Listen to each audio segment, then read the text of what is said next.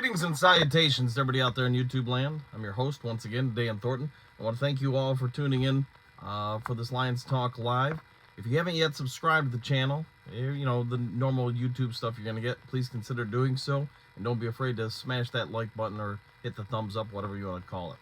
All right, so I'm sure all Lions fans are aware that the Lions, hey, I think if we all went into the start of the season and said, hey, we'd be 1-1, you know, split with Kansas City and Seattle, probably a lot of us would say, yeah, that sounds about right. But obviously the fan base, hey, after beating Kansas City and going into Seattle, just probably the way it ended, you know, not the best feeling. But with all the injuries we've had, Brad Holmes, we know, isn't afraid to make a trade, isn't afraid to make a deal if he feels like he's getting great value. Was on the phone yesterday and the day prior with a bunch of teams. The Lions, as you're all aware, have a bunch of injuries in different positions and to keep some people out for a while. So part of that is, I know he did contact his old team, the Los Angeles Rams, about Cam Akers, running back. He was a healthy scratch for the Rams last weekend.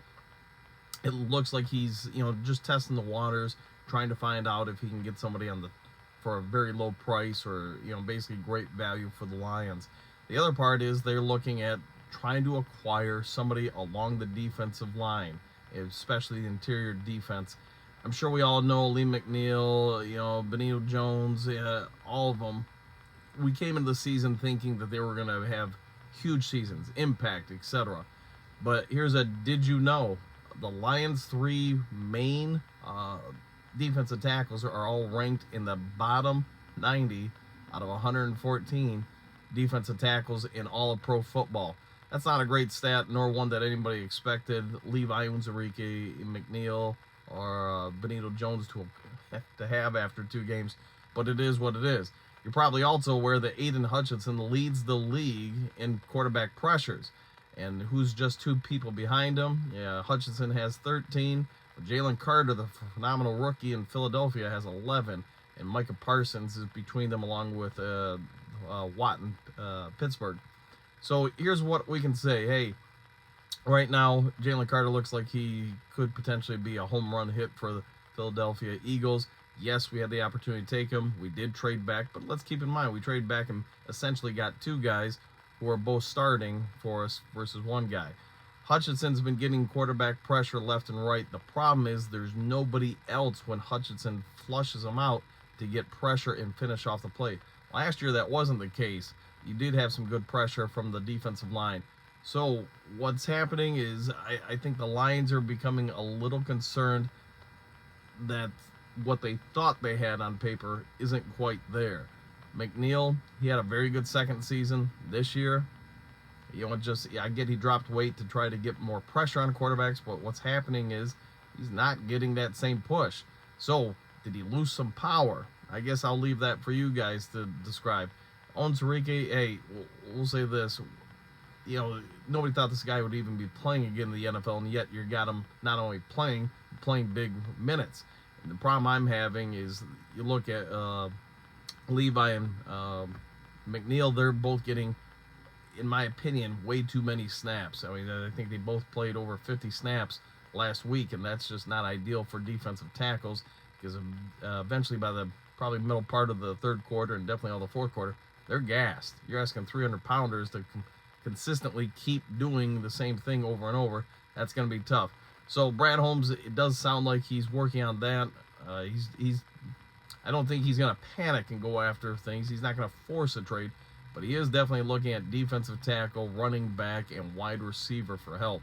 Now, let's talk about some good stuff going into this Atlanta weekend. I get most of us would probably still think it's doom and gloom, but hopefully now that it's, you know, 3 days after the Seattle loss, getting over some of that a little bit. Like I said, we want to keep this in perspective and say, hey, before the season even started, I would think a lot of the fan base would have been happy with a 1-1 start. We probably would have expected a loss to Kansas City and a victory over Seattle, but it won the opposite. So at the end of the day, it is what it is. But I will say this, Atlanta's a big game. You need to win this game, and I'm fairly confident fans are aware of it, coaches are aware of it, and the players are aware of it. But with that being said, the Lions do have a bunch of injuries. It'd be my anticipation you're probably going to see Tracy Walker come in and start. You know, he seems to be the ideal fit to replace C.J. Gardner-Johnson. You're probably going to have him along with Kirby Joseph in the back half safeties if they play too high. If they play one high, I would expect Tracy Walker to come up more towards the line of scrimmage, almost like a linebacker, and leave Kirby Joseph in single high safety coverage. That's more his strength anyways, and something he's already doing with the defense, so really shouldn't expect a big change there. But the other thing is, let's not forget Tracy Walker is a pretty good player. It's not like he's some scrub off the bench. The biggest thing with him is C.J. Gardner-Johnson gave you playmaking ability. You know, he just had a knack for it.